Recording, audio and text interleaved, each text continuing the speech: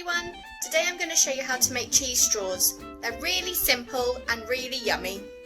You will need puff pastry, marmite, mustard, grated cheddar cheese and an egg. Roll out the puff pastry and divide into quarters by cutting along the two centres. Use a pastry brush to add mustard to 2 of the quarters. Add as much or as little as you like.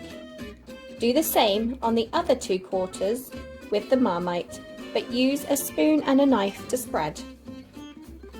Sprinkle grated cheese over 1 mustard quarter and 1 marmite quarter, and sandwich with their matching quarter. Press down and cut each pastry sandwich into 8 fingers using a sharp knife.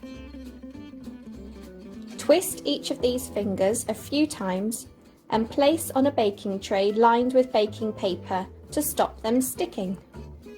Brush with beaten egg and bake for 25 minutes at 180 degrees. Once baked, allow to cool for a few minutes before eating. Enjoy!